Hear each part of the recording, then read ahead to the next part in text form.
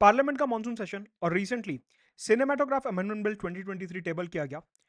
Basically ये जो bill है, हमारे देश में जितनी भी मोशन मूवीज जैसे कि फिल्में वगैरह जो भी रिलीज होती हैं, उनको सर्टिफिकेशन दिया जाता है और उसके बाद उनका एग्जीबिशन किया जाता है। एग्जीबिशन का मतलब होता है ये जो आप पीवीआर, आइनॉक्स, अलग अलग मूवी थिएटर्स में जाके मूवी देखते हैं, इसको basically public exhibition of movies बोला जाता है। तो जो भी निर्माता मूवी बना रहे हैं, वो किस प्रकार से अपनी मूवी को सर्टिफाई करवाएंगे। आपने देखा होगा जब भी मूवी शुरू होती है तो उसमें एक बड़ा सा सर्टिफिकेट बन के आता है जिसमें यूए, एडल्ट, एस, इस तरीके से अलग अलग रेटिंग्स दी होती हैं। तो ये जो central board of film certification है, ये बॉडी किस तरीके से ऑपरेट करती है, इसमें इस बिल के तहत क्या चेंजेस लाए जा रहे हैं, मूवी निर्माता कैसे अपनी मूवी को सबमिट करते हैं, article 19 freedom of speech and expression के अंदर मूवीज कैसे कवर होती हैं, क्या रीजनेबल रिस्ट्रिक्शंस लगाए जा सकते हैं, इसके अलावा सुप्रीम कोर्ट की क्या क्या लैंडमार्क जजमेंट्स हैं, यूपीएससी ने पिछले कुछ वर्षों में इस मुद्दे से क्या सवाल पूछे हैं, सब कुछ इस पर्टिकुलर लेक्चर में हम डिटेल में डिस्कस करने वाले हैं। थोड़ा सा लंबा रहेगा लेक्चर क्योंकि मेरे को कॉम्प्रिहेंसिवली कवर करना था, तो आप आराम से इसको एंड तक देखेंगे और इसके नोट्स बनाने की जरूरत नहीं है। इसका इंग्लिश और हिंदी में जो हैंड आउट है वो मेरे टेलीग्राम चैनल पर आपको मिल जाएगा, जिसका लिंक नीचे डिस्क्रिप्शन में दिया हुआ है। तो शुरू करते हैं। सबसे पहले हमारे यहाँ मूवीज के सर्टिफिकेशन के लिए एक कानून है जिसको कहते हैं सिनेमाटोग्राफ एक्ट 1952। 1952 में कानून आया था दो पर्पसेस के लिए। एक, कि हमारे यहाँ जितनी भी पिक्चर्स, मूवीज वगैरह बनती हैं, उनको सर्टिफाई करने के लिए, मतलब कि उनको प्रमाणित करने के लिए, और साथ में उनके एग्जीबिशन के लिए। सर्टिफिकेशन तो हो गया, सर्टिफिकेट तो दे दिया, उसके बाद ये अलग अलग मूवी हॉल्स में किस तरीके से मूवी दर्शाई जाएगी, दिखाई जाएगी, इस पूरे प्रोसेस को कंट्रोल करने के लिए सिनेमाटोग्राफ एक्ट लाया गया। इस पर्टिकुलर कानून के अंदर हमारे यहां एक बॉडी बनाई गई जिसको कहते हैं central board of film certification, CBFC. ये जो central board of film certification है, क्योंकि ये संविधान के अंदर मेंशन्ड नहीं है और ये सिनेमाटोग्राफ एक्ट के अंदर बनाया गया, इसलिए ये एक स्टैट्यूटरी बॉडी है। ऑल्सो ये जो पर्टिकुलर बॉडी है, ये कई सारे निर्णय लेती है फिल्म निर्माता की बात सुन के, कि कौन सा सर्टिफिकेट मिलना चाहिए, कहां पे मूवीज में कट आना चाहिए, कहां पे मॉडिफिकेशंस होने चाहिए, कहां पे कौन से डायलॉग को कट कर देना चाहिए, कौन से सीन को हटा देना चाहिए, कौन से गाने को हटा देना चाहिए। इस टाइप के निर्णय ये बॉडी लेती है सर्टिफिकेशन करने से पहले, इसलिए ये बॉडी को क्वाजी जुडिशियल बॉडी भी बोला जाता है। आपको प्रीलिम्स में सीधा क्वेश्चन आ सकता है, चार पांच बॉडीज की वो लिस्ट दे देगा और कहेगा बताओ इसमें से कौन सी बॉडी क्वाजी जुडिशियल है और कौन सी नहीं है। तो अपना जो central board of film certification है, ये क्वाजी जुडिशियल बॉडी है। ये body ministry of information and broadcasting के अंडर आती है, मतलब कि इंडिया ईयर बुक टाइप के जो सवाल हैं वो भी यहां से निकलेंगे। तो अब ये जो पर्टिकुलर बॉडी है, इसका काम होता है कि हमारे देश में कोई भी मूवी अगर पब्लिक एग्जीबिशन के लिए बनाई गई है, हॉलों में दर्शाने के लिए, टीवी पे दर्शाने के लिए बनाई गई है, तो उसको सर्टिफाई करना इसके पास पावर है। ये जो central board of film certification है, ये किसी मूवी को सर्टिफिकेशन दे भी सकता है कि ठीक है, प्रमाणित कर दिया, अब आप दिखाओ इसे टीवी पे, ओटीटी पे, या फिर अपने मूवी हॉल में, थिएटर में, इसको दिखाओ आप।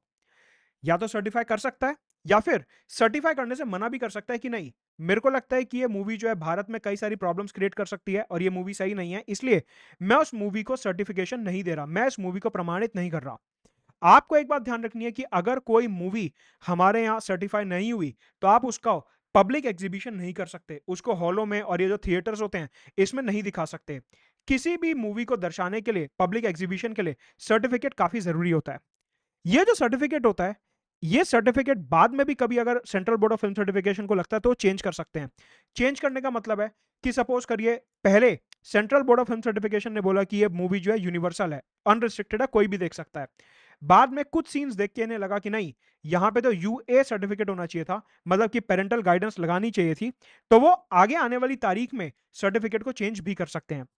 लेकिन इधर एक बात ध्यान रखनी है कि सिनेमाटोग्राफ एक्ट 1952 के अंदर यह दिया हुआ है कि जब भी central board of film certification कोई भी निर्णय लेगा तो उन्हें एप्लीकेंट की बात सुननी पड़ेगी। मतलब कि अगर सपोज करिए उन्होंने रिफ्यूज कर दिया कि हम सर्टिफिकेशन नहीं दे रहे, या फिर इन्होंने एक स्पेसिफिक सर्टिफिकेट दे दिया ए, या फिर कोई स्पेसिफिक सर्टिफिकेट दे दिया यू, या फिर यू ए, मतलब कि अगर एप्लीकेंट चाहे, मतलब कि फिल्म के निर्माता अगर चाहें, तो central board of film certification में अपनी बात आगे रख सकते हैं और central board of film certification को उनकी बात सुननी पड़ेगी।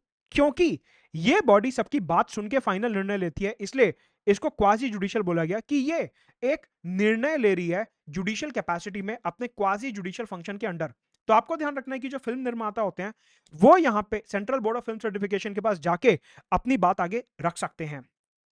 ये जो central board of film certification है, इसके बारे में रिसेंटली कुछ समय पहले राज्यसभा में डिबेट हो रहा था, जहां पे minister for information and broadcasting Anurag Thakur ने ये बोला कि ये जो central board of film certification होता है ना, इसका काम होता है सिर्फ और सिर्फ सर्टिफिकेट्स देना। ये किसी मूवी को बैन नहीं कर सकते। जैसे कई बार आपने देखा होगा, पब्लिक में डिमांड उठती है कि इस मूवी को बैन कर दिया जाए क्योंकि रिलीजियस सेंटीमेंट हर्ट कर रही है, इस मूवी पे बैन लगा दो क्योंकि हमारी कम्युनिटी के सेंटीमेंट्स को हर्ट कर रही है। इस तरीके से अलग अलग कम्युनिटीज की डिमांड उठती रहती है। ऐसे में central board of film certification के पास मूवीज को बैन करने की कोई पावर नहीं है। हाँ, ये ऐसा कर सकते हैं कि अगर इन्हें कोई मूवी देख के खराब लग रहा है, तो ये बोल सकते हैं कि मैं इस मूवी को सर्टिफाई नहीं कर रहा। अब अगर सर्टिफिकेट नहीं मिलेगा, तो हॉल, पीवीआर, आइनॉक्स और ये सब जो है उसे दिखा नहीं सकते। तो बेसिकली बैन नहीं लगा सकते, लेकिन सर्टिफिकेशन को रिफ्यूज कर सकते हैं। ऑल्सो एक बात ध्यान रखनी है कि जो central board of film certification है, इसके डिसीजन से अगर फिल्म के निर्माता खुश नहीं है, तो वो इसके डिसीजन को हाई कोर्ट में चैलेंज कर सकते हैं। यहां पे मैं आपको एक बात बता दूं, बेसिकली पहले क्या होता था, central board of film certification के डिसीजंस को आप फिल्म सर्टिफिकेशन एपेलेट ट्राइब्यूनल में चैलेंज कर सकते थे। एक ट्राइब्यूनल था, एपेलेट ट्राइब्यूनल, वहां पे आप central board of film certification के डिसीजन को चैलेंज कर सकते थे। लेकिन 2021 में उस बॉडी को डिलीट कर दिया गया है, रिपील कर दिया गया है, उस बॉडी को हटा दिया गया है, और वो बॉडी आज की तारीख में एग्जिस्टेंट है ही नहीं।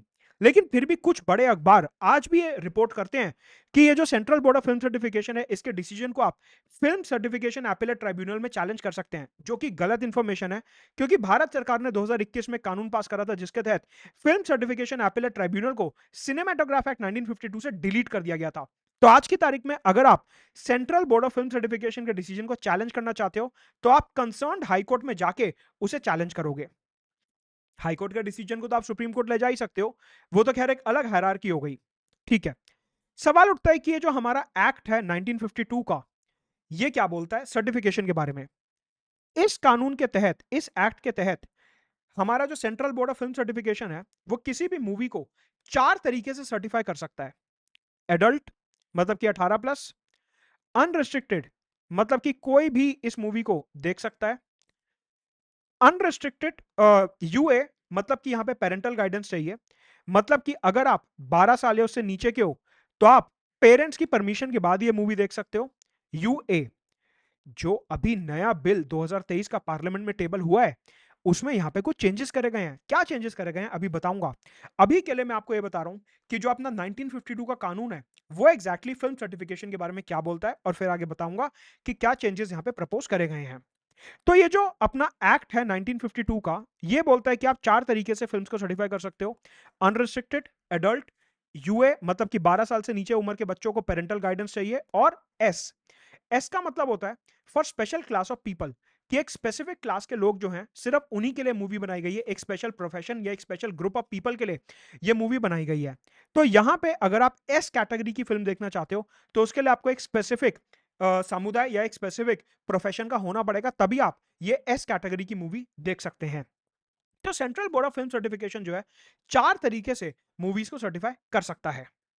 यहां पे आपको एक बात ध्यान रखनी है कि सिनेमाटोग्राफ एक्ट 1952 के अंदर एक प्रोविजन है कि अगर कोई मूवी सिर्फ और सिर्फ दूरदर्शन के लिए बनाई गई है, तो उसके लिए फिल्म सर्टिफिकेशन की जरूरत नहीं है। मतलब कि अगर आपने एक ऐसी मूवी बनाई है जो सिर्फ और सिर्फ दूरदर्शन, जो कि भारत सरकार का ही चैनल है, सिर्फ और सिर्फ दूरदर्शन के लिए एक मूवी बनाई गई है, तो उसके लिए आपको central board of film certification के कोई भी सर्टिफिकेट की जरूरत नहीं है। ठीक है, एक बात और ध्यान रखनी है, सुप्रीम कोर्ट में कई बार ये केस सामने आया।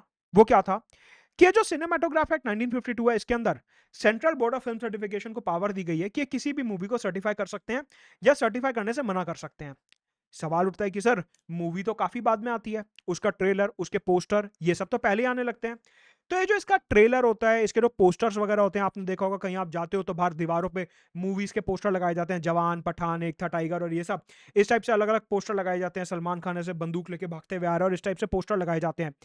तो ऐसे में कई बार ये नोटिस किया गया कि कुछ मूवीज के रिलीज होने से पहले उनका सेंसेशन क्रिएट करने के लिए कोई चीप ऑब्सीन पोस्टर्स, मतलब कि महिलाओं को गलत तरीके से दिखाते हुए, बच्चों को गलत तरीके से दिखाते हुए पोस्टर्स ऐसे छाप दिए जाते हैं और अलग अलग जगह पे लगा दिए जाते हैं, उस मूवी के अराउंड कंट्रोवर्सी और हाइप क्रिएट करने के लिए। तो यहां पे सुप्रीम कोर्ट से पूछा गया कि सर एक बात बताइए कि ये जो सिनेमेटोग्राफ एक्ट 1952 है, क्या इसके under central board of film certification के पास मूवीज के पोस्टर्स और एडवर्टीजमेंट्स कंट्रोल करने की भी पावर है? सुप्रीम कोर्ट ने बोला नहीं। सिनेमेटोग्राफ एक्ट 1952 अगर हम ध्यान से पढ़ें तो वहां पे सिर्फ और सिर्फ central board of film certification को एक काम दिया गया और वो है मूवीज को सर्टिफाई करने का, फिल्म्स को सर्टिफिकेट देने का। लेकिन अगर हम मूवी के ट्रेलर, एडवर्टाइजमेंट या पोस्टर की बात करते हैं, उसके regarding central board of film certification को कोई पावर नहीं दी गई। तो हमने कोर्ट से पूछा कि सर एक बात बताइए, अगर central board of film certification trailer या फिर ये पोस्टर्स को रेगुलेट नहीं कर सकता तो इनको कौन रेगुलेट करेगा? सुप्रीम कोर्ट ने बोला कि इंडियन पीनल कोड के अंडर स्पेसिफिक प्रोविजंस दिए हुए हैं ऑब्ससीनिटी से डील करने के लिए, मतलब कि चीप कंटेंट से डील करने के लिए, अलग अलग अश्लीलता से डील करने के लिए अलग अलग प्रोविजंस इंडियन पीनल कोड में दिए गए हैं। तो अगर कोई फिल्म के निर्माता अपनी मूवी के चीप पोस्टर्स को सर्कुलेट करते हैं या दीवारों पर चीप पोस्टर लगवा देते हैं तो उनके ऊपर सिनेमाटोग्राफ एक्ट नहीं लगेगा बल्कि इंडियन पीनल कोड लगेगा। तो ये डिफरेंस आपको ध्यान रखना है कि सिनेमाटोग्राफ एक्ट 1952 सिर्फ और सिर्फ फिल्म सर्टिफिकेशन के लिए है, लेकिन उसके एडवर्टीजमेंट, ट्रेलर, पोस्टर में अगर कोई चीप ऑब्सीन चीज आती है तो उसके लिए इंडियन पीनल कोड में हमारे को सेक्शन 269 के अंदर ये ऑब्सीनिटी टैकल करनी होगी। ऑल्सो हमारे संसद भवन ने एक कानून और पास करा है जिसको कहते हैं indecent representation of women prohibition act 1986, और इस कानून के अंदर महिलाओं का अश्लील प्रतिनिधित्व नहीं किया जाएगा, उसे रोका जाएगा। तो ऐसे में अगर कोई फिल्म निर्माता महिलाओं का अश्लील प्रतिनिधित्व करते हैं, उनको गलत चीप तरीके से रिप्रेजेंट करते हैं पोस्टर्स में, एडवर्टीजमेंट्स में, तो वो central board of film certification नहीं देखेगा बल्कि वो दो कानूनों के अंदर कवर होगा, एक indecent representation of women prohibition act और एक इंडियन पीनल कोड। ये दो बातें ध्यान रखनी है कि मूवी की सर्टिफिकेशन का काम सिर्फ है central board of film certification का। ये जो central board of film certification है, इसका कॉम्पोजिशन कुछ इस तरीके से होता है कि इसमें एक चेयरपर्सन होते हैं जिनको सेंट्रल गवर्नमेंट अपॉइंट करती है और साथ में 12 से 25 मेंबर्स होते हैं जिनको सेंट्रल गवर्नमेंट अपॉइंट करती है। मिनिमम 12 मेंबर होंगे और मैक्सिमम 25 मेंबर होंगे। चेयरपर्सन अलग है, चेयरपर्सन के अलावा कम से कम 12 और ज्यादा से ज्यादा 25 मेंबर्स होंगे central board of film certification में। इसके अलावा ये जो बोर्ड ऑफ फिल्म सर्टिफिकेशन है, यहां पे एडवाइजरी पैनल मेंबर्स भी होते हैं जो अप टू 60 हो सकते हैं, जो कि इन मेंबर्स को एड और एडवाइस करते हैं कि हाँ सर, आप देखिए ये वाले एंगल से हमारे को भारत का झंडा जो है गलत तरीके से दिख रहा है, यहाँ पे कॉन्स्टिट्यूशन रखा हुआ था लेकिन उसको गलत तरीके से रिप्रेजेंट किया गया है, यहाँ पे एक पर्टिकुलर धर्म की बिल्डिंग या फिर कोई ऐसे किताब दिखाई जा रही है जिसको गलत ऑब्सीन तरीके से रिप्रेजेंट किया जा रहा है। तो ऐसे एडवाइजरी पैनल के मेंबर्स होते हैं जो कि central board of film certification के मेंबर्स को एड और एडवाइस करते हैं और उनकी मदद करते हैं। जो मेंबर और चेयरपर्सन होते हैं central board of film certification के, इनका अपॉइंटमेंट 3 साल तक के लिए होता है, वेराज जो एडवाइजरी पैनल के मेंबर्स होते हैं इनको 2 साल तक के लिए नियुक्त किया जाता है। ये जो लोग होते हैं central board of film certification के और एडवाइजरी पैनल के, भारत सरकार मेक श्योर करती है कि अलग अलग डोमेन्स हैं, सोशल, सिविल सोसाइटी, साइंस, अलग अलग डोमेन्स, मेडिकल, इन सब डोमेन्स हैं जिससे कि जो भी मूवी में एस्पेक्ट दिखाया जा रहा है उसके एक्सपर्ट्स उसको देख पाए, समझ पाए और central board of film certification उसमें एडिक्वेट कट्स, मॉडिफिकेशंस रिकमेंड कर पाए। तो ये कॉम्पोजिशन होता है central board of film certification का। आगे बढ़ने से पहले अन अकेडमी सब्सक्राइब करने के लिए यूज करेंगे referral code Madhur Gupta, 50% discount offer चालू है जहां पे GS, CSAT, current affairs, optional, pre और मेंस की test series, live recorded classes, Unacademy के सारे एजुकेटर्स के साथ डायरेक्ट इंटरेक्शन और प्री और मेंस की टेस्ट सीरीज एक ही जगह पे मिलेगी, इंग्लिश हिंदी बाइलिंगुअल में। ये ऑफर सिर्फ 27 जुलाई तक वैलिड है, यूज करेंगे रेफरल कोड मधुद गुप्ता। तो अब सवाल उठता है कि हमने सिनेमाटोग्राफ एक्ट 1952 देख लिया, उसके under central board of film certification बनाया गया और उसका कॉम्पोजिशन हमने देख लिया। सवाल उठता है कि अगर एक फिल्म निर्माता है जैसे कि करण जौहर है या फिर आदित्य चोपड़ा है, इनको अगर अपनी फिल्म को सर्टिफिकेशन दिलवाना है तो क्या प्रोसेस रहता है? मान लीजिए करण जौहर ने अगर कोई मूवी बनाई और अब वो चाहते हैं कि इसको सर्टिफिकेशन मिले, तो पहले करण जौहर जो है वो central board of film certification जाएंगे और उसके ऑफिस में अपनी मूवी, साथ में एक फीस, कुछ पैसे देने होते हैं मूवी के लाइसेंसिंग के लिए, सर्टिफिकेशन के लिए। रिश्वत की बात नहीं कर रहा हूं, ये प्रोसेस के अंदर दिया हुआ है कि आपको कुछ सर्टिफिकेशन की फीस देनी होती है, कहीं से रिश्वत समझ लो, रिश्वत की बात नहीं कर रहा हूं। एक मूवी मूवी दी जाएगी ऑफिस में, ऑफिस में मूवी के साथ कुछ पैसे और डॉक्यूमेंट्स भी दिए जाते हैं जिसे रजिस्ट्रेशन फीस बोले जाता है। जब वो रिसीव हो जाएगा, central board of film certification जो है अपने आप को दो हिस्सों में डिवाइड कर देता है। हमने देखा कि central board of film certification में 12 से 25 मेंबर्स और 60 एडवाइजरी पैनल मेंबर्स होते हैं। Central board of film certification जो है अपने आप को दो हिस्सों में डिवाइड कर देता है, एक एग्जामिनिंग कमेटी, और एक रिवाइजिंग कमेटी। ये दो हिस्सों में अपने आप को डिवाइड कर देता है, एग्जामिनिंग एंड रिवाइजिंग कमेटी। ये दोनों ही जो कमिटीज होती हैं, एग्जामिनिंग कमेटी और रिवाइजिंग कमेटी, ये central board of film certification का ही हिस्सा होते हैं। ये central board of film certification से अलग नहीं है, ये दोनों ही central board of film certification का हिस्सा होते हैं। ठीक है, तो करण जौहर ने मूवी भेज दी। सबसे पहले जो मूवी है वो जाएगी एग्जामिनिंग कमेटी के पास। ये एग्जामिनिंग कमेटी देखेगी कि क्या मूवी है, कोई कट वगैरह तो नहीं लगाना, इसको कौन सा सर्टिफिकेट देना है, यू, यूए, ए, एस, कैसा सर्टिफिकेट देना है, ये एग्जामिनिंग कमेटी देखेगी। एग्जामिनिंग कमेटी में जितने भी डिसीजंस लिए जाएंगे वो मेजोरिटी से लिए जाते हैं, और अगर टाई हो गया तो एग्जामिनिंग कमेटी के जो चेयरपर्सन होते हैं उनके पास कास्टिंग वोट होता है। कास्टिंग वोट का मतलब होता है कि अगर एग्जामिनिंग कमेटी में टाई हो गया तो फिर जो एग्जामिनिंग कमेटी के चेयरपर्सन बोलेंगे हमारे को वही करना होगा। अगर आप एग्जामिनिंग कमेटी के डिसीजन से खुश नहीं हो, मैंने आपको क्या बताया कि जो फिल्म एप्लीकेंट होते हैं जैसे कि करण जौहर, उनके पास central board of film certification में अपनी बात आगे रखने का मौका होता है। अगर सपोज करिए करण जौहर एग्जामिनिंग कमेटी के डिसीजन से खुश नहीं है, तो वो central board of film certification में अपनी बात आगे रख सकते हैं और ये बोलेंगे कि सर देखो, मैं एग्जामिनिंग कमेटी के कट्स, मॉडिफिकेशंस या सर्टिफिकेशन से खुश नहीं हूं, आप एक बारी इनके डिसीजन को रिवाइजिंग कमेटी में भेज दीजिए। अगर एग्जामिनिंग कमेटी के डिसीजन से आप खुश नहीं हो तो रिवाइजिंग कमेटी के पास आपका डिसीजन जो है भेजा जाता है और फिर रिवाइजिंग कमेटी देखती है कि इसमें क्या करना चाहिए। अगर आप रिवाइजिंग कमेटी के डिसीजन से भी ना खुश हो तो फिर आप इसके डिसीजन को हाई कोर्ट में चैलेंज कर सकते हो। तो हमारा पूरा प्रोसेस क्या बनता है कि मूवी लेके आप जाओगे central board of film certification के पास, उसने अंदर दो कमिटीज बना रखी हैं, एग्जामिनिंग और रिवाइजिंग। एग्जामिनिंग को मूवी दी, वो देखेगा पूरा प्रोसेस, खुश नहीं हो रिवाइजिंग, रिवाइजिंग का डिसीजन आ गया, खुश नहीं हो हाई कोर्ट, हाई कोर्ट खुश नहीं हो सुप्रीम कोर्ट। इस तरीके से सर्टिफिकेशन का पूरा प्रोसेस चलता है। यहां पे मैं आपको कुछ क्लैरिटी देना चाहूंगा हमारे लीगल सिस्टम के बारे में। सबसे पहले जो फिल्म सर्टिफिकेशन का पूरा प्रोसेस होता है ये यूनियन लिस्ट का पार्ट है। मतलब कि हमारे यहां जो फिल्म्स को सर्टिफिकेशन प्रमाणित किया जाता है ये काम सिर्फ और सिर्फ ministry of information and broadcasting central board of film certification को दिया हुआ है। मतलब कि हमारे देश में कोई भी state board of film certification नहीं है, राज्य के लेवल पे कोई भी फिल्म सर्टिफिकेशन बोर्ड्स नहीं बनाए जाते, सिर्फ केंद्र के लेवल पे बनाए जाते हैं। तो फिल्म्स को सर्टिफाई करने का काम सिर्फ और सिर्फ केंद्र सरकार का होता है। ठीक है, ये समझ गए। अब बात आती है मूवी एग्जीबिशन की। एग्जीबिशन का मतलब जैसे ही मैं एग्जीबिशन बोलूं आपके दिमाग में मूवी थिएटर आना चाहिए। ठीक है, जब एग्जीबिशन की बारी आती है पीवीआर, आइनॉक्स, ये सब की, ये जो जितने भी सिनेमा हॉल्स होते हैं ये आते हैं स्टेट गवर्नमेंट के अंडर। मतलब कि सिनेमा हॉल खुलेगा नहीं खुलेगा, कैसे खुलेगा, कौन सी मूवी दिखा सकता है, कौन सी नहीं दिखा सकता, ये सारे के सारे जो मैटर्स हैं वो आते हैं स्टेट गवर्नमेंट के अंडर। मतलब कि मूवी का जो सर्टिफिकेशन है वो सेंट्रल गवर्नमेंट, मूवी हॉल्स जो हैं, एग्जीबिशन की जो जगह है वो आएगी स्टेट गवर्नमेंट के अंदर। तो सपोज करिए अभी शाहरुख खान की मूवी जवान आने वाली है, तो जवान को सर्टिफिकेट कौन देगा? जवान को सर्टिफिकेट देगा central board of film certification, ministry of information and broadcasting. जवान जो है अब वो अलग अलग मूवी थिएटर्स में जाएगी, तो मध्य प्रदेश की सरकार अपने थिएटर्स को देखेगी, ममता बनर्जी की सरकार अपने थिएटर्स को देखेगी, योगी आदित्यनाथ की सरकार अपने थिएटर्स को देखेगी, एकनाथ शिंदे की सरकार अपने थिएटर्स को देखेगी। मतलब कि जिस राज्य में थिएटर है वो उस स्टेट गवर्नमेंट के अंडर आता है। बहुत अच्छा क्वेश्चन बनेगा प्रीलिम्स के, यहां से एस्पिरेंट यूजुअली कंफ्यूज हो जाता है। अब बात आती है सिनेमेटोग्राफ एक्ट 1952 के पीनल प्रोविजंस की। मैंने आपको बताया कि अगर एक मूवी को सर्टिफिकेट देना है, यह काम है केंद्र सरकार का, central board of film certification का।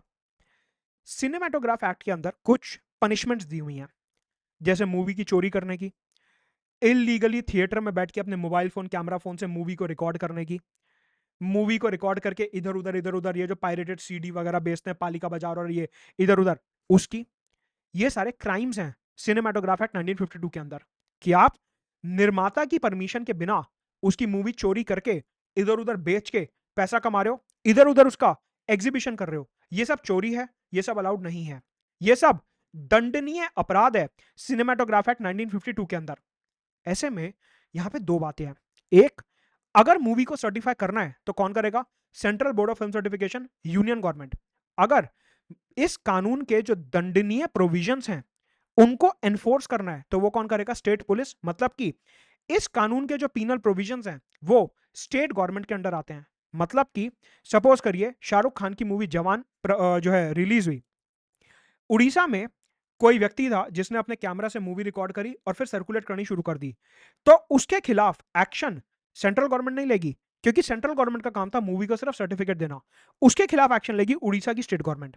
सपोज करो ये मूवी अब उत्तर प्रदेश के लखनऊ शहर में किसी ने रिकॉर्ड करके पायरेट करनी शुरू कर दी, ये छोटी छोटी सीडियो में पेन ड्राइव में इधर उधर डालनी शुरू कर दी, तो उसके खिलाफ जो एक्शन लेगी वो केंद्र की सरकार नहीं लेगी, योगी आदित्यनाथ की स्टेट पुलिस लेगी। मतलब कि इस कानून के जो सर्टिफिकेशन वाले प्रावधान है, इस कानून के जो सर्टिफिकेशन वाले प्रोविजंस हैं, वो सेंट्रल गवर्नमेंट के अंडर आते हैं, लेकिन इस कानून में जो पेनल्टी वाले प्रोविजंस है, पीनल प्रोविजन, दंडनीय प्रोविजंस, वो आते हैं स्टेट गवर्नमेंट के अंदर। तो स्टेट गवर्नमेंट के अंदर यहां पे दो चीजें आती हैं, एक अपना एग्जीबिशन ऑफ फिल्म्स मतलब कि मूवी हॉल्स, और दूसरा सिनेमाटोग्राफ एक्ट 1952 के जो पीनल प्रोविजंस हैं वो। अगर हम मूवीज की कॉन्स्टिट्यूशनल व्यू पॉइंट से बात करते हैं, अच्छा देखिए अभी तक मैं क्या कर रहा था, सिनेमाटोग्राफ एक्ट 1952 के जो इंपॉर्टेंट प्रोविजंस हैं जो आज भी वैलिड हैं वो सारे बता दिए। अभी मैं बात कर रहा हूं मूवीज के कॉन्स्टिट्यूशनल प्रोविजन की कि संविधान हमारा क्या बोलता है इसके बारे में। इसके बाद मैं चलूंगा कि पार्लियामेंट में जो बिल आया है वो क्यों आया है और वो क्या बोलता है। ये सारे नोट्स बनाने की कोई जरूरत नहीं है, इसका हैंडआउट मैं आपको अपने टेलीग्राम चैनल पर दे दूंगा। नीचे डिस्क्रिप्शन बॉक्स में टेलीग्राम चैनल का लिंक दिया, उसको ज्वाइन कर लो, पूरा का पूरा हैंडआउट आपको मिल जाएगा। हमारे देश में आपको पता है संविधान में पार्ट 3 में हमारे को एक फंडामेंटल राइट दिया हुआ है, that is freedom of speech and expression, article 19(1)(a) के अंदर। ये जो freedom of speech and expression है, ये फिल्म निर्माताओं को अलग अलग मूवीज बनाने की आजादी देता है और कहता है कि ये अलग अलग मूवीज बना सकते हैं। तो freedom of speech and expression के अंडर हमारे यहां मूवीज बनाई जाती हैं, लेकिन central board of film certification का यह मानना है कि हमारे यहां जो भी मूवीज बनाई जा रही हैं उनमें निर्माता का जो freedom of speech and expression है वो एब्सोल्यूट नहीं है, और उसके ऊपर वाजिब प्रतिबंध, रीजनेबल रिस्ट्रिक्शंस लगाए जा सकते हैं। Central board of film certification ये बोलता है कि किसी भी मूवी के ऊपर जो रीजनेबल रिस्ट्रिक्शंस लगाए जाते हैं वो अलग अलग ग्राउंड्स पे लगाए जा सकते हैं। जैसे कि अगर कोई मूवी भारत की एकता, अखंडता और एकाग्रता के खिलाफ जाता है, सिक्योरिटी ऑफ स्टेट के खिलाफ जाता है, दूसरे देशों के साथ फ्रेंडली रिलेशंस के खिलाफ जाता है, पब्लिक ऑर्डर के खिलाफ जाता है, अगर वो डिसेंट नहीं है, डिफेमेशन प्रमोट कर रहा है या फिर कोर्ट का अवहेलना उल्लंघन कर रहा है, तो इन सारे केसेस में central board of film certification जो है या तो मूवी में कट्स और मॉडिफिकेशंस को रिकमेंड कर देगा कि इस मूवी को इतना काट दो, इतना काट दो, इतना काट दो, या फिर सर्टिफिकेट देने से ही मना कर देगा कि नहीं ये तो पूरी मूवी ही बेकार बनाई है, पब्लिक ऑर्डर के खिलाफ है, फ्रेंडली रिलेशंस के खिलाफ है, डिफेमेशन प्रमोट कर रही है, तो ये मूवी ही सर्टिफाई नहीं होगी। तो ऐसे में central board of film certification social order को मेंटेन करने के लिए, पब्लिक ऑर्डर को बनाए रखने के लिए हमारे मूवीज के ऊपर रीजनेबल रिस्ट्रिक्शन लगा सकता है। अन अकेडमी पर 50% डिस्काउंट ऑफर चालू है, यूज करेंगे referral code Madhur Gupta. GS, CSAT, current affairs optional, pre और मेंस की test series English Hindi bilingual में सब कुछ एक जगह पे अवेलेबल है, यूज करेंगे रेफरल कोड मधुर गुप्ता। सिर्फ 27 जुलाई तक ये ऑफर वैलिड है। नाउ आपको पता है कि मूवीज जो हैं वो freedom of speech and expression के अंदर कवर होती हैं, ऐसे ही हमारा newspaper, magazine, YouTube videos, blogs, websites, ये सब भी freedom of speech and expression के अंदर कवर होता है। अब मैं आपको एक एग्जांपल देता हूं। सपोज करो मैं ये यूट्यूब वीडियो बना रहा हूं। अब ये जो यूट्यूब वीडियो मैंने बनाया, ये मेरे को केंद्र की सरकार को या राज्य की सरकार को सबमिट करने की जरूरत नहीं है कि सर मैंने वीडियो बनाया, आप इसमें कट्स मॉडिफिकेशंस रिकमेंड कर दीजिए, इसे सर्टिफाई कर दीजिए। मेरे को ऐसा कुछ करने की जरूरत नहीं है। Hindu, Indian express, Punjab Kesari, Dainik Bhaskar type अखबार छपते हैं। ये अखबार जो छपते हैं ये कभी भी सरकारों के पास नहीं जाते कि सर हमने आज का अखबार छाप लिया है, आप इसे सर्टिफाई कर दो, उसके बाद हम इसे जनता में सर्कुलेट कर देंगे। ऐसा नहीं होता। रेडियो एफएम, ये अलग अलग जो रेडियो चैनल होते हैं 91.1, 93.5, 95, 98.3, ये सारे एफएम जो भी अपने प्रोग्राम, गाने वगैरह चलाते हैं, इनको कोई भी पहले सर्टिफिकेशन लेने की जरूरत नहीं है, ये सीधा अपने प्रोग्राम को लाइव करते हैं। या फिर अगर मेरे को अपनी वेबसाइट पर कुछ ऐसे कंटेंट छापना है तो मेरे को उसके लिए केंद्र सरकार, राज्य सरकार की परमिशन लेने की जरूरत नहीं है। मैं बिना उनकी परमिशन के अपनी वेबसाइट, ब्लॉग पे कोई भी कंटेंट पब्लिश कर सकता हूं। लेकिन मूवीज अगर मेरे को मूवी हॉल में, थिएटर में दिखानी है तो उसके लिए मेरे को पहले केंद्र सरकार की परमिशन चाहिए होगी, central board of film certification की। उसके बाद ही मैं मूवी को जो है एग्जीबिशन के थ्रू मूवी हॉल्स में दिखा सकता हूं। ये डिफरेंस क्यों कि एक मीडियम के लिए, एक मूवी के लिए मेरे को सेंसरशिप चाहिए सरकार की, परमिशन चाहिए सरकार की, लेकिन बाकी मीडियम्स में मेरे को सरकार की कोई परमिशन नहीं चाहिए। तो ये जो डिफरेंशिएशन है radio, magazine, newspaper, blog, website में और मूवीज में, ये डिफरेंशिएशन क्यों आ रहा है? बेसिकली सुप्रीम कोर्ट ने एक जजमेंट में बोला कि मूवीज जो होती हैं उनमें इतना तगड़ा ऑडियो विजुअल इफेक्ट होता है कि लोग जो हैं इसमें काफी ज्यादा प्रभावित होते हैं as compare to magazine, newspaper, blogs and websites. Movie जो दिखाई जाती है पिक्चर हॉलों में, वो दिखाई जाती है हॉल को काला करके, एकदम बंद करके, लगातार 2.5-3 घंटे आप मूवी देख रहे हो। मतलब कि वहां पे सारी डिस्ट्रैक्शंस खत्म करके आपको मूवी दिखाई जाती है, तो आपका फोकस जरूरत से ज्यादा मूवी पे होता है। वेरास अगर आप न्यूज़पेपर, वेबसाइट, ब्लॉग, मैगजीन ये सब पढ़ रहे हो, तो उसमें तो आप आराम से घर में बैठे हो, बच्चे खेल रहे हैं, मम्मी पापा कुछ बोल रहे हैं, मतलब कि आपके पास 10 डिस्ट्रैक्शंस होती हैं, तो उतना ज्यादा फोकस आपका न्यूज़पेपर, मैगजीन में नहीं बन पाता जितना मूवीज में बन सकता है। ऑल्सो ये जो मूवीज होती हैं इनमें बहुत ज्यादा पोटेंशियल होता है वायलेंट बिहेवियर या फिर गुड बिहेवियर को प्रमोट करने का, और बच्चों के जो उभरता हुआ मन होता है, उनकी जो साइकोलॉजी होती है, उसको डैमेज करने का पोटेंशियल बहुत ज्यादा होता है मूवीज में। क्योंकि एक छोटा बच्चा अखबार मैगजीन शायद ना समझ पाए, लेकिन मूवीज का वो आसानी से समझ लेता है, क्योंकि उसमें इस तरीके से इफेक्ट्स, ऑडियो विजुअल, गाने वगैरह यूज किए जाते हैं। तो बच्चा जो है देख के, सुन के ज्यादा जल्दी सीखता है एज कंपेयर टू रीड करके। इस वजह से मूवीज जो हैं उनको सेंसरशिप के अंदर रखा गया है, वेराज जो दूसरे मीडिया में radio, magazine, newspaper, news channel, इनको सेंसरशिप के अंदर नहीं रखा गया है। इस वजह से मूवीज जो हैं वो हमारे देश में एक डिफरेंट पेडेस्टियल पर हैं as compare to other means of communication. तो इस वजह से मूवीज के ऊपर प्री सेंसरशिप यहां पर लगाने की जरूरत है, क्योंकि the kind of impact that they create वो बहुत अलग होता है मैगजीन्स और इन सब के कंपैरिजन में। सवाल उठता है कि ये भारत सरकार जो सिनेमाटोग्राफ अमेंडमेंट बिल 2023 लेके आई है, इस बिल की जरूरत क्या थी? सिनेमाटोग्राफ एक्ट 1952 सही काम कर रहा था, मूवीज में कट मॉडिफिकेशंस ठीक से हो रहे थे, सर्टिफिकेशन ठीक से हो रहा था, तो फिर हमारे को अचानक से ये सिनेमाटोग्राफ अमेंडमेंट बिल 2023 की क्या जरूरत पड़ गई? Ministry of information and broadcasting का डेटा हमारे को ये दिखाता है कि कोविड के बाद से सिनेमा जाने वाले लोगों में गिरावट आई है, मतलब कि सिनेमा हॉल्स की जो इनकम है वो गिर रही है। पायरेसी के इश्यूज बढ़ते जा रहे हैं। Netflix, Amazon Prime, Hotstar, Sony Liv वगैरह पे जो मूवीज आती हैं, ये पायरेसी टाइप वाले जो साइबर सिक्योरिटी के एक्सपर्ट्स होते हैं, ये वहां से मूवीज को चुरा के टॉरेंट पे, टेलीग्राम चैनल्स पे, अलग अलग व्हाट्सएप वगैरह पे सर्कुलेट करते हैं, और साथ में कॉपीराइट वायलेशन भी हो रहे हैं। ऐसे में इन प्रॉब्लम्स के चलते जो हमारे मूवी के निर्माता हैं उनको काफी ज्यादा नुकसान हो रहा है। अगर मूवी हॉल्स वालों को और मूवी निर्माता, मतलब कि पीवीआर वाले को भी और करण जौहर को भी, अगर दोनों को नुकसान हो रहा है, तो ये फिर सरकार को टैक्स के फॉर्म में पैसा कम देंगे, और ऐसे में सरकार का टैक्स रेवेन्यू भी इंपैक्ट होगा।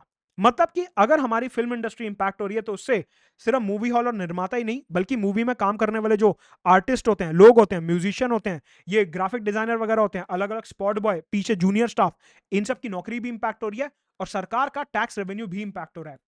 इन चैलेंजेस से डील करने के लिए सरकार ने बोला कि हमारे को सिनेमाटोग्राफ एक्ट 1952 में बदलाव करने की जरूरत है, और ऐसे में सरकार ने बोला कि हम ये सिनेमाटोग्राफ अमेंडमेंट बिल 2023 लेके आते हैं। इस पर्टिकुलर बिल का पर्पस ये है कि सबसे पहले हमारे को ये जो अनऑथोराइज रिकॉर्डिंग होती है, कि मूवी हॉल में गए, कैमरा लेके बैठे, मूवी पूरी रिकॉर्ड करी, टॉरेंट टेलीग्राम पे डाल दी, ये जो अनऑथोराइज रिकॉर्डिंग है और ये जो अनऑथोराइज एग्जीबिशन ऑफ फिल्म्स है, इसको हमारे को प्रिवेंट करना है। कि मेरा मूवी हॉल खोलने का मन था, मेरे को लाइसेंस मिला नहीं, तो मैंने क्या करा, मूवीज की पायरेसी शुरू कर दी, नेटफ्लिक्स से मूवी डाउनलोड करी और अपने लोकल लेवल पे एक थिएटर बना के वहां पे दिखानी शुरू कर दी। ये तो बिल्कुल गलत है, अनऑथराइज्ड है। क्यों? क्योंकि मेरे पास तो सिनेमा हॉल खोलने का लाइसेंस ही नहीं था। तो इसे कहते हैं अनऑथराइज्ड एग्जीबिशन ऑफ फिल्म्स। तो मतलब कि मूवीज की जो अनऑथराइज्ड रिकॉर्डिंग है और उनकी जो अनऑथराइज्ड एग्जीबिशन है, ये दोनों चीजों को हमारे को रोकना है। ऑल्सो इंटरनेट के माध्यम से मूवीज की जो पायरेसी हो रही है, जो मैंने आपको बताया, टॉरेंट, टेलीग्राम, इन सब पे मूवीज आजकल अवेलेबल होती हैं, गाने वगैरह सब पायरेट हो जाते हैं, इनको रोकना है। ऑल्सो मूवीज का जो सर्टिफिकेशन है उसकी कैटेगराइजेशन को इंप्रूव करना है। मैंने आपको बताया कि हमारे यहाँ मूवीज अभी के दौर में 4 तरीके से सर्टिफाई होती हैं, यू, ए, यूए और एस। इन 4 कैटेगरीज में मूवीज का सर्टिफिकेशन किया जाता है। सरकार ने बोला कि हमारे को इनका सर्टिफिकेशन और बेहतरीन तरीके से करना है और डिटेल्ड तरीके से करना है, और उसके क्लासिफिकेशन को इंप्रूव करने के लिए हमें सिनेमाटोग्राफ बिल लेके आए। ऑल्सो ये जो पूरा का पूरा सर्टिफिकेशन का प्रोसीजर है, इसको सुधारने के लिए भी हम जो है अमेंडमेंट बिल लेके आए। हमने देखा कि सिनेमाटोग्राफ एक्ट 1952 के चलते क्या प्रॉब्लम्स आ रही थी, इस बिल का पर्पस क्या है, और अब देखते हैं एक एक करके कि ये बिल एग्जैक्टली करना क्या चाहता है। ये बिल हमारे को ये बिल बोलता है कि जो हमारी यू ए वाली कैटेगरी थी, इसको हम फर्दर 3 हिस्सों में डिवाइड करेंगे। जो हमारा एक्ट था 1952 का, उसमें क्या हो रहा था, यू ए, यूए और एस। और यहां पे यूए का मतलब था 12 साल के ऊपर के लोगों के लिए।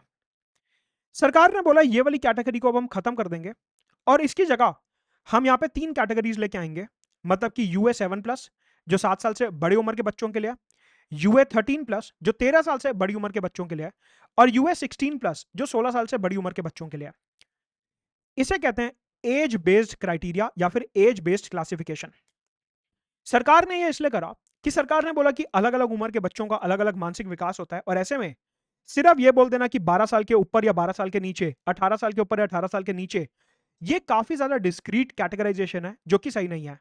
6 साल के बच्चे में एक पर्टिकुलर मैटर को लेकर हो सकता है समझ ना हो, लेकिन 13 साल की उम्र के बच्चे में उस पर्टिकुलर मैटर को लेकर समझ हो सकती है, या फिर 16 साल के बच्चे में उस मैटर को लेकर समझ और ज्यादा हो सकती है।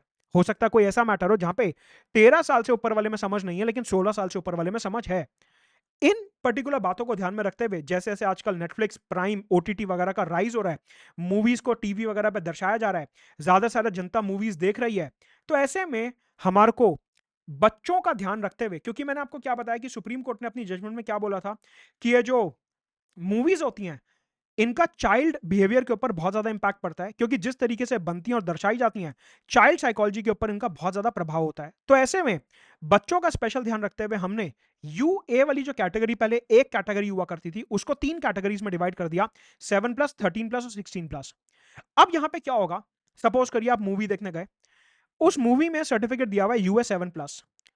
यहां पे अब माता पिता को क्या देखना है कि उनके साथ जो उनका बच्चा आया है वो 7 साल से ऊपर का है या नहीं है, क्या वो अपने बच्चे को ये मूवी दिखाना चाहते हैं या नहीं दिखाना चाहते। या फिर अगर एक मूवी है यूए 13+, माता पिता के साथ एक बच्चा आया है, अब माता पिता डिसाइड करेंगे कि उनका जो 12 साल का बच्चा उनके साथ आया है वो ये 13+ वाली मूवी देख सकता है या नहीं देख सकता। सर मतलब समझे नहीं है, तो यहां पे लिखा 13+, तो आप 12 का एग्जाम्पल क्यों ले रहे हो। मैं बेसिकली ये बोल रहा हूं कि इस नए बिल में ये बोला गया कि जितने भी एज बेस्ड क्राइटेरिया हैं ये मैंडेटरी क्राइटेरिया नहीं है, मतलब कि इनको एनफोर्स करने के लिए कोई पुलिस वगैरह नहीं लगाई जाएगी। सर मतलब ये सर्टिफिकेट फिर दिया क्यों जा रहा है। ये सर्टिफिकेट इसलिए दिया जा रहा है कि सपोज करिए एक माता पिता है, उनके साथ 12 साल का बच्चा आया, ये मूवी को सर्टिफिकेट मिला यूए 13+ का। अब माता पिता डिसाइड करेंगे कि उनका बच्चा इस पर्टिकुलर मैटर को समझने के लिए मैच्योर है या नहीं है, मतलब कि वो 12 साल का बच्चा हो सकता है कि वो जरूरत से ज्यादा स्मार्ट हो, तो ये माता पिता डिसाइड करेंगे कि उनका बच्चा यूए 13+ वाली मूवी देख सकता है नहीं देख सकता। मतलब कि ये जो मूवीज का सर्टिफिकेशन यहां पे किया गया है ये किया गया माता पिता के लिए, ना कि पुलिस और लॉ एनफोर्समेंट एजेंसीज के लिए। मतलब कि अगर एक माता पिता के साथ 14 साल का बच्चा आ रहा है और वो मूवी यूए 16+ थी, तो अब ये माता पिता पे डिपेंड करेगा कि वो अपने बच्चे को ये मूवी दिखाना चाहते हैं या नहीं दिखाना चाहते। ये जो एज बेस्ड क्लासिफिकेशन है ये पेरेंटल गाइडेंस के लिए, ना कि पुलिस और लॉ एनफोर्समेंट एजेंसीज के लिए। तो मतलब अगर आप कल को मूवी हॉल में देखते हो कि UA7+ में 5 साल के बच्चे को ले जाया जा रहा है, तो आप उसमें कुछ कर नहीं सकते। क्यों? क्योंकि सरकार ने यह पूरी की पूरी पावर पेरेंट्स और गार्जियन को दे दिया है कि पेरेंट्स और गार्जियन की मर्जी है कि वो अपने बच्चे को मूवी दिखाना चाहते हैं नहीं दिखाना चाहते। ये पेरेंट्स का डिस्क्रिप्शन है, इसमें लॉ एनफोर्समेंट एजेंसी कुछ नहीं कर सकती। आगे बढ़ने से पहले अनअकैडमी पर 50% डिस्काउंट ऑफर चालू है, यूज करेंगे रेफरल कोड मदद Gupta. 1-to-1 mentorship, guidance, answer writing, GS, CSAT, current affairs optional, English Hindi bilingual के लिए यूज करेंगे रेफरल कोड मदद गुप्ता। साथ में ये बोला गया कि अभी तो हम इस बिल के अंदर 3 क्राइटेरिया डाल रहे हैं, यूएस 7+, 13+ और 16+। लेकिन आने वाले समय में अगर केंद्र की सरकार चाहे तो वो पब्लिक इंटरेस्ट में और ऐसी कैटेगरीज ऐड कर सकती है, जैसे कि सपोज करो यूए 12+, यूए 15+, यूए 11+। अगर सरकार चाहे तो इस तरीके से और कैटेगरीज ऐड कर सकती है। लेकिन अगर सरकार आने वाले समय में ऐसी और कैटेगरीज को ऐड करती है तो उन्हें लिखित में रीजन देना होगा कि उन्होंने ये नई कैटेगरी क्यों ऐड करी है। मतलब कि इन 3 कैटेगरीज के अलावा अगर कोई और नई कैटेगरी ऐड करनी है तो उसके लिए इस बिल का अमेंडमेंट करने की जरूरत नहीं है, और केंद्र की सरकार रिटर्न रीजंस के बाद इस पूरे बिल में नई कैटेगरीज को ऐड कर सकती है। Also central board of film certification को एक एक्स्ट्रा पावर यहां पे दी गई। कैसी पावर? ये पावर कि सपोज करिए कोई एडल्ट मूवी है या फिर कोई ऐसी मूवी है जिसमें एस सर्टिफिकेट दिया गया for specific class of people. मतलब कि ये सर्टिफिकेशन दिया गया थिएटर के लिए कि अगर आपको पीवीआर, आइनॉक्स वगैरह में मूवी दिखानी है तो ये ए सर्टिफिकेट की मूवी है या एस सर्टिफिकेट की मूवी है। अब फिल्म निर्माता क्या करते हैं, अपनी मूवी के राइट जो टेलीविजन पे भी बेच देते हैं, सेट मैक्स पे सूर्यवंशम का बेच दिया, जी सिनेमा पे हम साथ साथ है का बेच दिया, इस तरीके से। अब अगर आपको सेम मूवी टेलीविजन पे दिखानी है, टेलीविजन पे तो बच्चे बड़े सब देख सकते हैं। अब क्या होगा कि जो ए और एस कैटेगरी की मूवीज हैं इनको 2 सर्टिफिकेट लेने होंगे, एक थिएटर के लिए जो कि इन्हें मिल गया ए या एस, और अब टीवी पे दिखाने के लिए इनको दूसरा सर्टिफिकेट लेना होगा। कहने का मतलब है टीवी पे दिखाने के लिए central board of film certification जो है इनको और मॉडिफिकेशंस और कट रिकमेंड करेगा कि ठीक है टीवी पे आप ए मूवीज या एस मूवीज नहीं दिखा सकते, तो आप ये फलाना फलाना डिलीशन या मॉडिफिकेशन करके ले आओ और उसके बाद नया सर्टिफिकेट हमसे लेके अपनी मूवी टीवी पे दिखा लो। मतलब कि जो ए और एस कैटेगरी मूवीज हैं, अगर आपको उन्हें टीवी पे दिखाना है तो आपको central board of film certification में दोबारा से अप्लाई करना पड़ेगा, और फिर central board of film certification आपको नए मॉडिफिकेशंस रिकमेंड करेगा, और उन मॉडिफिकेशंस के बाद आप जो है जब वो कट्स करके ले आओगे तो आपको टीवी के लिए अलग सर्टिफिकेट मिलेगा। तो आपको यहां पे क्या ध्यान रखना है कि यू और यू ए के लिए एक ही सर्टिफिकेट चाहिए, लेकिन ए और एस के लिए आपको दो अलग अलग सर्टिफिकेट चाहिए, एक थिएटर के लिए और एक टीवी के लिए। यह पावर दी गई है central board of film certification को। अच्छा, एक बात ध्यान रखना, जो मैंने आपको यहां पे आपको पॉइंट बताया कि सेंट्रल गवर्नमेंट जो है पब्लिक इंटरेस्ट में और एज बेस्ड क्राइटेरिया ऐड कर सकता है, ये quasi federal feature of the Indian constitution है कि यहां पे स्टेट गवर्नमेंट का कोई रोल नहीं है, और अपनी यूनियन लिस्ट की पावर का इस्तेमाल करते हुए केंद्र की सरकार फिल्म सर्टिफिकेशन में एडिशनल क्राइटेरिया ले डाउन कर सकती है। ऑल्सो ये जो पर्टिकुलर बिल है ये कहता है कि कहीं पे भी अनऑथराइज रिकॉर्डिंग नहीं होगी, कहीं पे भी अनऑथराइज एग्जीबिशन नहीं होगी। सवाल उठता है कि सर ये अनऑथराइज रिकॉर्डिंग का क्या मतलब होता है? मतलब कि फर्जी तरीके से रिकॉर्डिंग नहीं होगी किसी भी मूवी की, कि मूवी हॉल में कैमरा लेके बैठ गए और उसे रिकॉर्ड कर रहे हो, या फिर अनऑथराइज एग्जीबिशन नहीं होगी कि मेरे पास हॉल का लाइसेंस नहीं है लेकिन फिर भी मैंने लोगों से पैसे ले लेके मूवी दिखाना शुरू कर दिया अपने घर में, अपने कहीं छत पे, अपनी बेसमेंट में। इस तरीके से नहीं होगा। मतलब कि अनऑथराइज रिकॉर्डिंग और अनऑथराइज एग्जीबिशन नहीं होगी। ठीक है, ये जो पर्टिकुलर बिल है ये डिफाइन करता है डिटेल में कि अनऑथराइज रिकॉर्डिंग किसको बोला जाएगा और अनऑथराइज एग्जीबिशन किसको बोला जाएगा। इस बिल में डिटेल्ड डेफिनेशंस हमारे को दी हुई हैं जो मैंने यहां पे आपके लिए मेंशन करी हैं। देखते हैं क्या है।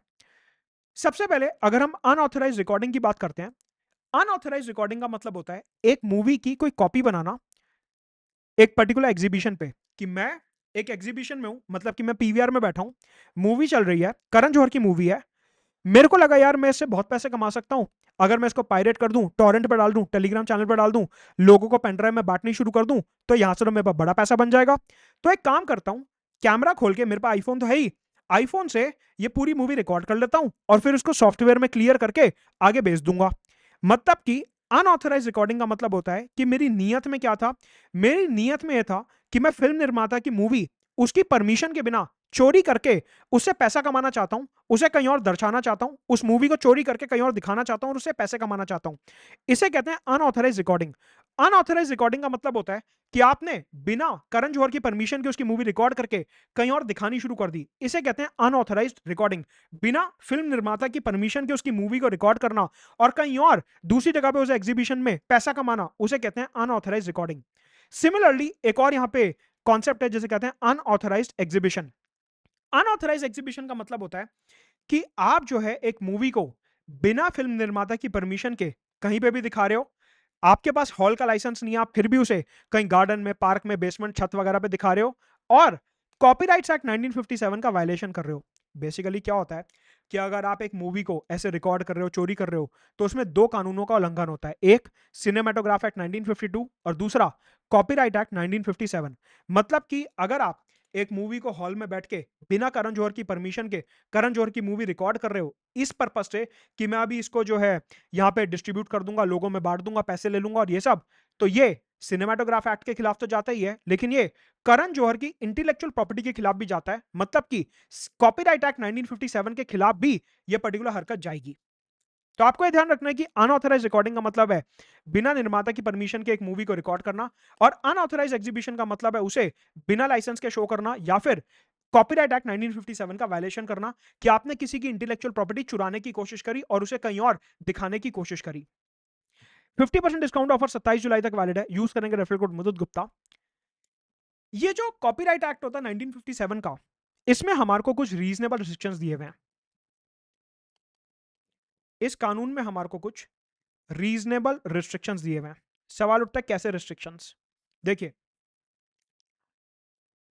ये जो कॉपीराइट एक्ट 1957 है, यहां पे बोला गया कि आप किसी की इंटेलेक्चुअल प्रॉपर्टी नहीं चुरा सकते।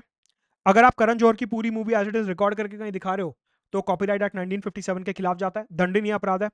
आप किसी की इंटेलेक्चुअल प्रॉपर्टी नहीं चुरा सकते, लेकिन आप करण जौहर की मूवी की रिकॉर्डिंग तीन पर्पसेस के लिए इस्तेमाल कर सकते हो। थोड़ी थोड़ी रिकॉर्डिंग तीन पर्पसेस के लिए इस्तेमाल कर सकते हो, ऐसा हमारे को यह एक्ट परमिशन देता है। पूरी मूवी रिकॉर्ड करके उसको बेच के पैसे कमाना अलाउड नहीं है, लेकिन उस मूवी का थोड़ा सा सैंपल लेके आप कुछ कुछ काम कर सकते हो, अलाउड है। फॉर एग्जाम्पल प्राइवेट यूज, कि मेरे को अपनी क्लास लेनी थी, मेरे को एक पर्टिकुलर कॉन्सेप्ट दिखाना था, मैंने करण जौहर की मूवी की 2 मिनट की रिकॉर्डिंग ले ली और उसको अपनी क्लास में दिखा दिया, प्राइवेट यूज अलाउड है, इसके ऊपर मेरे पे कॉपीराइट एक्ट का वायलेशन नहीं लगेगा। दूसरा, रिपोर्टिंग ऑफ करंट अफेयर्स, कि मैं एक न्यूज रिपोर्टर हूं, मैंने 30 सेकंड का ट्रेलर दिया, मैंने कहा देखो देखो करण जौहर की नई मूवी आई है, जाके देखो अपने हॉलों में, करंट अफेयर्स, मेरे ऊपर कॉपीराइट वायलेशन नहीं लगेगा। रिव्यू ऑफ द मूवीज, कि मैं कमाल राशिद खान के आर के हूं, अभी मेरे को फिल्म वालों का बैंड बजाना है, मैंने एक मूवी की क्लिपिंग ली, अपने यूट्यूब चैनल पर डाली और अब मैं शुरू हो गया रिव्यू करना, ये कपड़े बेकार थे, गाना बेकार था, डायलॉग बेकार थे, डिलीवरी बेकार थी और रिकॉर्डिंग वगैरह सब बेकार थी, इस तरीके से अगर मैं रिव्यू करना चाहता हूं तो वो मैं कर सकता हूं। तो ये 3 एक्सेप्शंस हैं कि किन केसेस में मैं कॉपीराइट एक्ट का रीजनेबल रिस्ट्रिक्शन इस्तेमाल करके मूवीज की थोड़े ड्यूरेशन की रिकॉर्डिंग करके ये तो प्राइवेट यूज के लिए, रिपोर्टिंग ऑफ करंट अफेयर्स के लिए या रिव्यू के लिए इस्तेमाल कर सकता हूं। यहां पे एक कंपैरिजन और दिखाऊंगा मैं आपको, जो हमारा सिनेमाटोग्राफ एक्ट 1952 पुराना कानून है और जो हमारा नया बिल पार्लियामेंट के मॉनसून सेशन में इंट्रोड्यूस हुआ है उसमें क्या फर्क है। सबसे पहले, पहले क्या होता था कि अगर central board of film certification आपको कोई सर्टिफिकेट दे रहा है तो वो सर्टिफिकेट सिर्फ और सिर्फ 10 साल के लिए वैलिड होता था। मतलब कि वो सर्टिफिकेट 10 साल के लिए दिया जा रहा है, उसके बाद वो सर्टिफिकेट एक्सपायर हो जाएगा। अभी ministry of information and broadcasting ने बोला कि नए बिल के अंदर जो central board of film certification certificate दे रहा है वो हमेशा के लिए दे रहा है, परपेचुअली दे रहा है। मतलब कि हमेशा के लिए सर्टिफिकेट दे दिया रहेगा, 10 साल के बाद वो सर्टिफिकेट एक्सपायर नहीं होगा। हाँ, एक बात ध्यान रखनी है कि central board of film certification के पास अपनी क्वाजी जुडिशियल फंक्शंस अभी भी रहेंगे, कि अगर वो सर्टिफिकेट ग्रांट करने के बाद उन्हें लगता है कि नहीं नहीं नहीं गलत सर्टिफिकेट दे दिया और हम इसे चेंज करना चाहते हैं तो वो चेंज कर सकते हैं। सर्टिफिकेट परपेचुअली ग्रांट करने का मतलब ये नहीं होता कि central board of film certification उस सर्टिफिकेट को चेंज नहीं कर सकता। इसका मतलब है कि आपको जो एक बार सर्टिफिकेट मिल गया वो दोबारा से आपको रिन्यू करवाने की जरूरत नहीं है। ठीक है, तो ये एक डिफरेंस हो गया पुराने कानून और नए कानून में। अभी एक और फर्क है पुराने और नए कानून में। क्या? पुराने कानून में यह होता था कि सेंट्रल गवर्नमेंट के पास एक पावर होती थी। कैसी पावर? सेंट्रल गवर्नमेंट को अगर एक पर्टिकुलर मूवी के बारे में कुछ लगता है तो वो central board of film certification को ऑर्डर पास कर सकते थे और फिर central board of film certification को उस ऑर्डर की पालन करते हुए, उस ऑर्डर को मानते हुए सेंट्रल गवर्नमेंट के जो डिसीजन है उसी को इंप्लीमेंट करना होता था। मतलब कि सेंट्रल गवर्नमेंट अगर कह रही है कि जवान को सर्टिफिकेशन नहीं देना तो फिर central board of film certification को जवान को सर्टिफिकेट नहीं देना होगा क्योंकि सेंट्रल गवर्नमेंट ने ऐसा बोल दिया। मतलब कि सेंट्रल गवर्नमेंट के पास जरूरत से ज्यादा पावर थी और central board of film certification को सेंट्रल गवर्नमेंट की बात माननी पड़ती थी। लेकिन अब जो नया कानून आया है उसमें यह बोला गया कि हम सेंट्रल गवर्नमेंट से पावर छीन रहे हैं। मतलब कि अब से, इस नए बिल के बाद से सेंट्रल गवर्नमेंट के पास ऐसी कोई भी पावर नहीं होगी कि वो central board of film certification को निर्देश जारी कर सके कि कौन सी मूवी को कौन सा सर्टिफिकेट देना है। Central board of film certification की मर्जी है कि वो कौन सी मूवी को कौन सा सर्टिफिकेट देना चाहते हैं और सेंट्रल गवर्नमेंट इस बॉडी के वर्किंग में इंटरफेयर नहीं करेगा। मतलब कि ये जो नए वाला कानून है ये central board of film certification को जरूरत से ज्यादा यहां पे इंडिपेंडेंस देने की बात करता है कि अब से केंद्र की सरकार जो है वो यहां पे इनके कामों में इंटरफेयर नहीं करेगी। सवाल उठता है कि सरकार इतनी अच्छी कब से हो गई कि वो अपनी खुद की पावर कम कर रही है। बेसिकली सुप्रीम कोर्ट ने 2001 में एक जजमेंट पास करी थी जिसको कहते हैं यूनियन ऑफ इंडिया वर्सेस के एम शंकरप्पा। ये जो यूनियन ऑफ इंडिया वर्सेस के एम शंकरप्पा है इसके अंडर सुप्रीम कोर्ट ने बोला था कि अगर केंद्र की सरकार एक पर्टिकुलर काम के लिए क्वाजी जुडिशियल बॉडी बना रही है तो फिर उस बॉडी को इंडिपेंडेंस देनी चाहिए और केंद्र की सरकार उसके काम में कुछ नहीं बोलेगी। मतलब कि अगर केंद्र की सरकार ने central board of film certification बना दिया है तो फिर अब क्योंकि central board of film certification एक क्वाजी जुडिशियल बॉडी है तो उसके काम में सेंट्रल गवर्नमेंट कुछ नहीं बोलेगी और central board of film certification को इंडिपेंडेंटली काम करने दिया जाएगा। इस जजमेंट को मानते हुए, इस जजमेंट का पालन करते हुए ये जो है इस नए कानून में बोला गया कि हम सेंट्रल गवर्नमेंट से पावर्स ले रहे हैं। मेंस 2014 का यहां पे क्वेश्चन बनता है, क्या what do you understand by concept of freedom of speech and expression? ये तो हमारे को पता ही है। Does it cover hate speech also? हाँ, रीजनेबल रिस्ट्रिक्शन में कवर होता है। Why do films on India stand on a slightly different plane from other expression? Supreme Court की जजमेंट मैंने आपको पूरी बता दी थी कि चाइल्ड साइकोलॉजी के ऊपर इनका ज्यादा प्रभाव होता है बिना किसी डिस्ट्रैक्शन के, audio visual medium, good behaviour, violent behaviour. तो इस वजह से हमारे को मूवीज के प्री सेंसरशिप की जरूरत होती है। तो वो वाला जो पूरा एनालिसिस था वो हम इधर लिख देंगे। अच्छा, यहाँ पे नोट्स वगैरह बनाने की कोई जरूरत नहीं है, पूरा पीडीएफ टेलीग्राम पे दे दूंगा, डिस्क्रिप्शन बॉक्स में दिया हुआ है, ज्वाइन कर लेना उसे। एसए के 3 सवाल हैं जो यहां से निकलते हैं। एक, best for an individual is not necessarily best for the society. मतलब कि अगर फिल्म निर्माता के लिए अगर कोई चीज अच्छी है तो जरूरी नहीं है कि पब्लिक ऑर्डर और सोसाइटी के लिए भी वो अच्छी हो। मतलब कि फिल्म निर्माता अगर कहे कि मेरा freedom of speech and expression violate हो रहा है सर्टिफिकेशन से, तो ऐसा नहीं है, हमारे को सोशल ऑर्डर मेंटेन करना है। Simplicity is the ultimate sophistication. मतलब कि सर्टिफिकेशन का प्रोसेस जितना ईजी रखो उतना बेहतर है, उतना ही ज्यादा लोगों को freedom of speech and expression मिल पाएगा। तीसरा, courage to accept and dedication to improve are the two keys of success. मतलब कि अगर central board of film certification किसी मूवी में कोई कमी निकाल रहा है और आप उसे मॉडिफाई डिलीट करवाना चाहते हो, तो वो हमारे को करना चाहिए भारत के social interest, public order, sovereignty और टेरिटोरियल इंटीग्रिटी के इंटरेस्ट में। तो ऐसे में भी ये जो फिल्म सर्टिफिकेशन के पॉइंट्स हैं ये हम यहाँ पे मेंशन कर सकते हैं। अन अकेडमी सब्सक्राइब करने के लिए यूज करेंगे referral code Madhur Gupta, 50% discount offer चालू है। 31 जुलाई को प्राइस हाइक होने वाला है रात को 11:59 पे। ऑल्सो अन अकेडमी का क्यूईपी प्रोग्राम चालू है, जहां पे अगर आपका प्रीलिम्स 2024 क्लियर होता है तो मेंस के लिए आपको दिल्ली बुलाया जाएगा क्वालिटी एनरिचमेंट प्रोग्राम के लिए। आरंभ बैच और साथ में फाउंडेशन बैच शुरू हो रहे हैं 31 जुलाई से। यूज करेंगे referral code Madhur Gupta. Also 22 जुलाई से अपना प्रतिज्ञा बैच भी शुरू हो चुका है। ऑप्शनल के बैचेस तो अवेलेबल हैं ही, साथ में करंट अफेयर्स की मैगजीन डाउनलोड करने के लिए इंग्लिश और हिंदी में नीचे डिस्क्रिप्शन बॉक्स में लिंक दिया हुआ है। ऑल्सो ऑफलाइन बैचेस के लिए यूज करेंगे referral code Madhur Gupta. Let's crack it.